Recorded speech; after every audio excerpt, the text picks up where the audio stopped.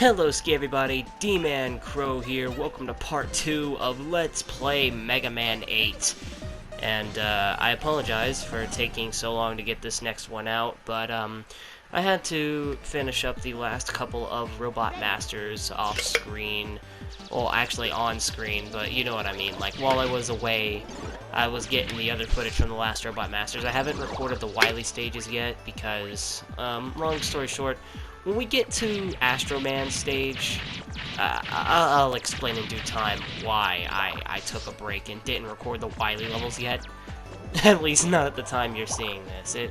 By the time, you know, the next part of this comes out, I'll probably either have half the Wily levels done or pretty much have finished the fucking game at that point. But nevertheless. So, we're here on MegaMan stage, and as you can see, he has this really dumb fucking air gimmick.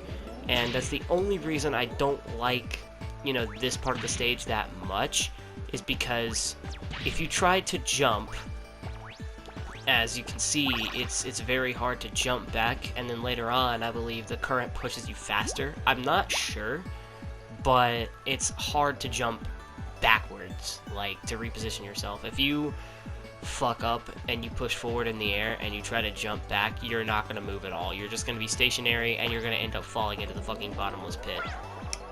So up here is where it gets kind of ridiculous with the air dynamics and shit, because the air current is constantly pushing you forward. Like I said, it's hard to run back, and it also likes to drop hordes of these fucking Met enemies. I don't remember what these guys are called. I think they're just called Mets, these cute little things that are sadly more disposable than the fucking serve bots and legends, or those little, you know, yellow enemies that you see in Mega Man X8, which I already did a Let's Play on that game. And here's one of the most underutilized things in this game, because it's Rush Jet. It's finally fucking, you know, back to its old former self, because for a while after Mega Man 3, Rush Jet just kind of traveled in a straight line. It wasn't as fun to use. And you can also get some helpers along the way. You can get Beat the Bird, Otto, Eddie, and Rush can even help you out by firing a three-way cannon out of his paw. It turns into a little Rush Buster. But I don't think it's possible to get every single helper at once. At least I haven't been able to, so if it is possible, please let me know. But here I've got Eddie with me, and Eddie can drop bombs down below, but of course his range is pretty short. Otto wields a rocket launcher, and he shoots slower than Mega Man, but oh yeah. Oh, actually, never mind. I actually did get all the helpers, but it was it was at the end, so you couldn't see all of them. But Beat rams into enemies, causing really fast damage. Eddie has short-ranged bombs. Rush has a three-way blaster, and Otto has a rocket launcher.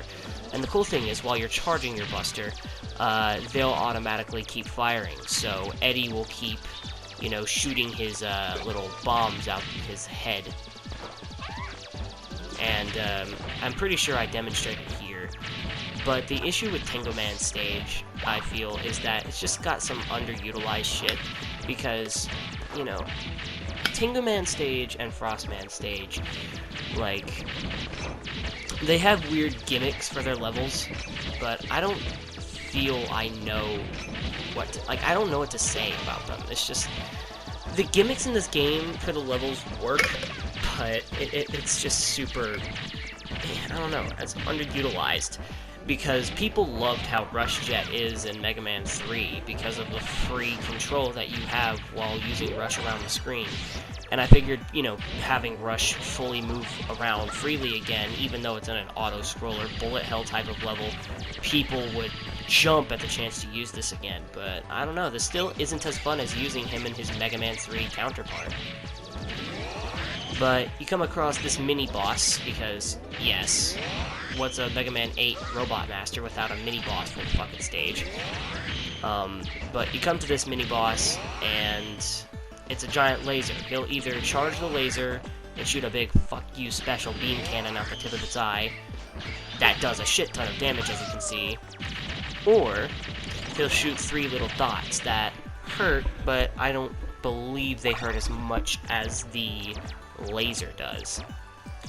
Now, I did actually go back and retrieve a bunch of the bolts that I missed earlier today, and I actually bought the upgrade that I believe is going to be fucking essential to beat the game, because I bought the arrow shot, and I also bought the upgrade that allows you to allows you to charge your buster shots faster, so you get to your, max power shot much easier. But once again, we come to, one of these segments, and it's super weird because this segment is all about, not popping the bubble. Don't let the spikes touch the bubble, and for some reason I just could not steer this damn bubble. My first go around on this stage, I think I did beautifully because I didn't let a single one of those spikes touch this fucking bubble. But it being me, and I guess performance anxiety or some shit, I let the spikes pop my bubble, and as you can see, I took a shit ton of damage. Now, I could have chose to cut this part out, but I feel that it would be funnier, and also give me a little bit more room to talk about shit, so I'm not going to bother cutting this out, as I think it's funny to watch me fail. I'm gonna definitely leave a bit more fuck-ups in this game run-through than I did for MegaMan X8, because I believe that the only, stage where I showed a shit ton of deaths in MegaMan X8 was when I went through Gravity Antonian stage. And that was mostly because of that bullshit-ass fucking block challenge. But yeah, I feel like the level design in this game works, but there are certainly some levels I would not come back to. And through the power of video editing, I cut a few more of my fuck-ups out, because I don't need a ton per level, you know what I mean? I only need some of the more funny ones and some of the more, not kind of oops fuck-ups, because, sometimes I just improperly timed a jump, but I want to demonstrate that, actually struggling with a stage gimmick, not messing up a simple jump. But here we are, we're fighting Tengu Man, and he is weak to Frostman's weapon, the Ice Wave. Are you worthy of my challenge? I'd like to think that I am, bird bitch. I'd like to point out that this is my favorite robot master in Mega Man 8. He just looks so cool to me. Here you go. So he has a few attacks that, in my opinion, are quite honestly very easy to avoid. He surfs the ground, and he says, "Here you go!" And that's the easiest to punish him with the Ice Wave. His health is fucking laughable. He has the tornado hold, and he'll shoot a tornado across the ground, and if it hits you, you'll go up into the sky, and he'll kick you back down to the ground. And then he also uses this ability, I believe it's called, Gunna Halaxy or something like that. I don't know how to say it, but it does ridiculously high damage, as you can see there, and it brings you towards the edge of the stage, because his boss fight actually has a bottomless pit. But nevertheless, if you beat this boss, you're pretty much set, because this boss isn't super tough. But after beating him, we obtain one of my favorite weapons for platforming in all of classic Mega Man, the Tornado Hold. And I find this very easy to say fuck you to certain levels. So I'm sure you guys have caught on, but I make it a policy to save after every level, if not at least every other level, because it gets pretty difficult to keep track of how long I've been playing, and sometimes I'll forget to save. And luckily, I haven't forgotten to save this game yet, but this game doesn't do autosave. So, yeah, it gets a little bit hard to keep track sometimes, because I'm so used to the Anniversary Collection, and, well, you know the story. This is actually how I became aware of this game, because the Mega Man Anniversary Collection is how I actually got into Mega Man in the first place. I guess I should tell that story real quick, since it's an interesting one. So yeah, randomly, my dad decided to bring home the Mega Man Anniversary Collection one day. And just to give you an idea of how long it's been, I fucked up the rush some in there. But just to give you an idea of how long it's been. Oh yeah, here's the arrow shot, by the way. It's completely shitting all over aiming at all. I decided to cut out the shop. I also decided to take a look around. But basically, my dad came home one night randomly with Mega Man Anniversary Collection for the PS2 because he had played the first Mega Man game a lot in his childhood. I don't recall if he said he played a bunch of the other ones growing up, but he said for sure he had definitely played Mega Man 1.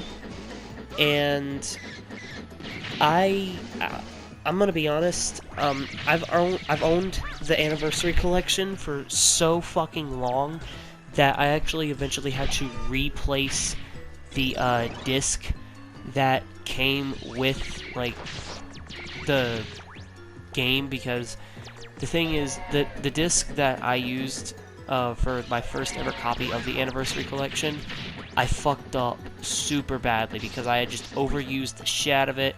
It had fallen out of my case so many damn times. And I played the shit out of the game, dude. I fucking loved it. And I've had the game for so long, that it was basically at the old house that I used to live in, like an old house. Like, you guys remember when I used to live in that neighborhood, the one I lived in before I moved into the house I'm currently in? Well, just to give you an idea of how long it's been, I bought Mega Man Anniversary Collection at a flea market. That should give you an idea. I used to like going to flea markets around the place because it was a good, you know, way for us to just fuck around and see what kind of shit we could find.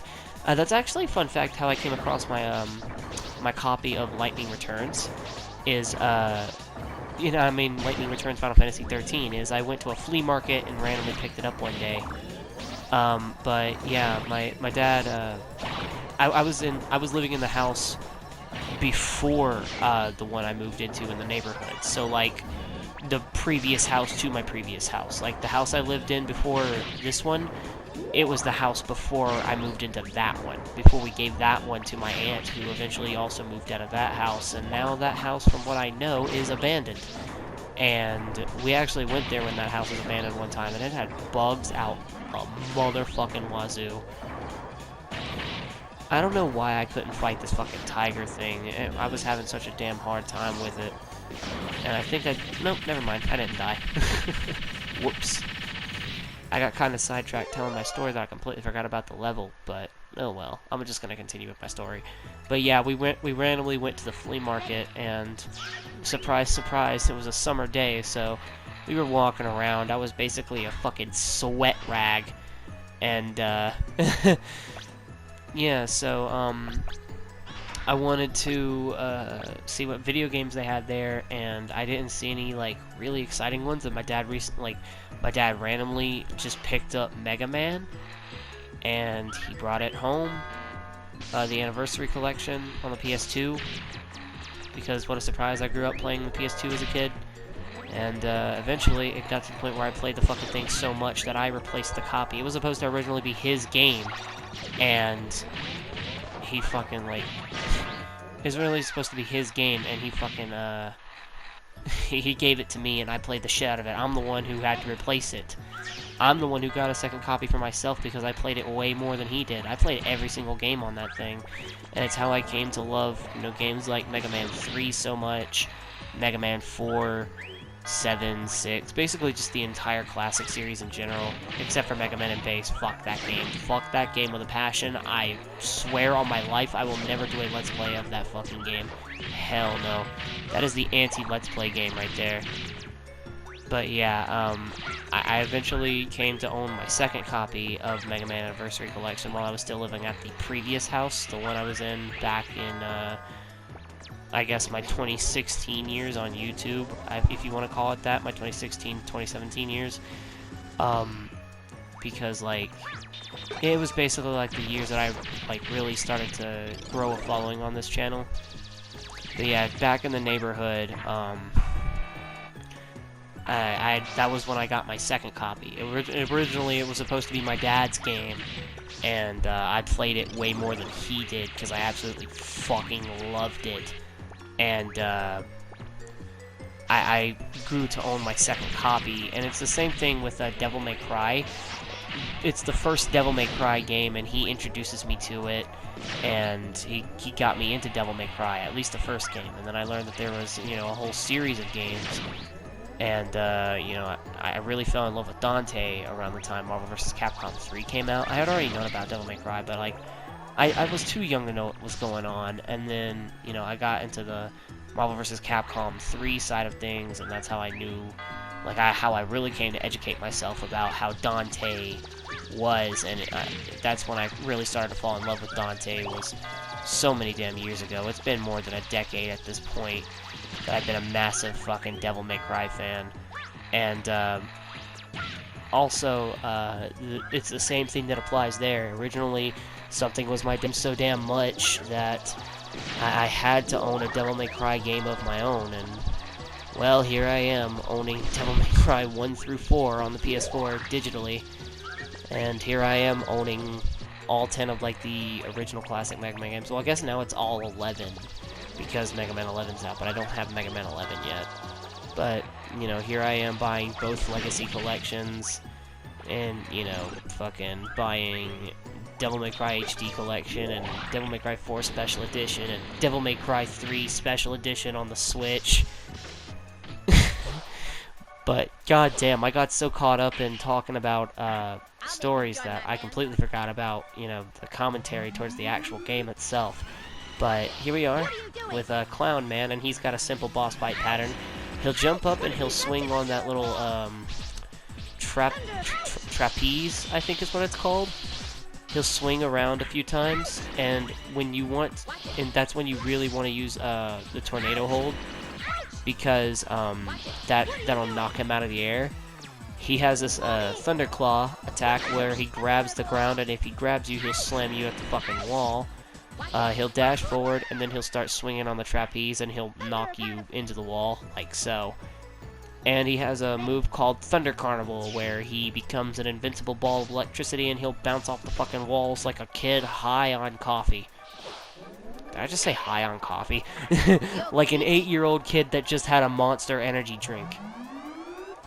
But yeah, I fucked this next run up a lot less. In fact, this one's played much more beautifully, because I don't get caught by his dumb bullshit.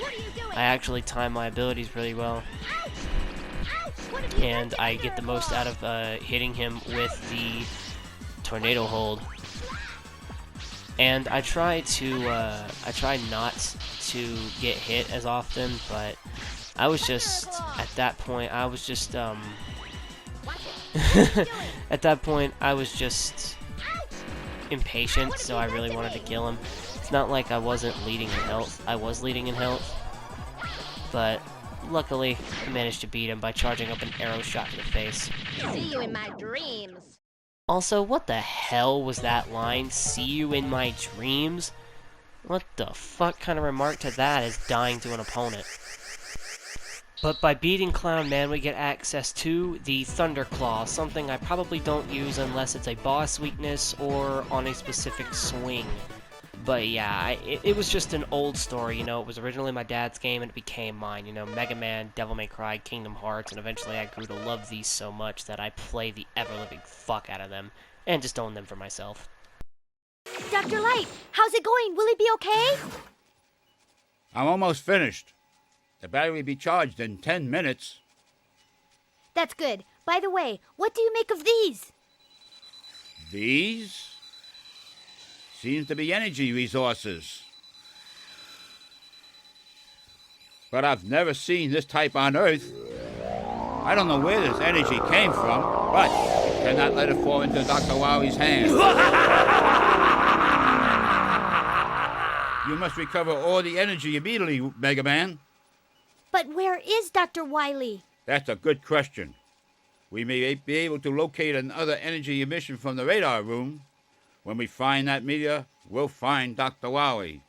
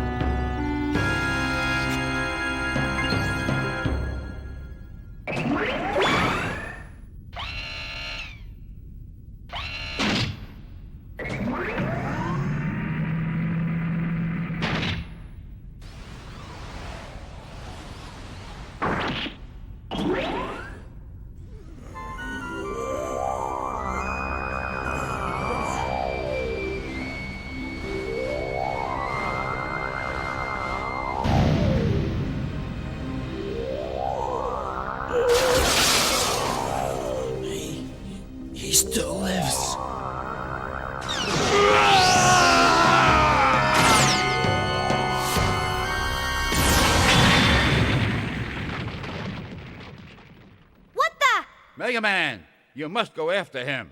We don't know who he is, and it's dangerous to leave him alone. Yes, sir! Let's go, Rush!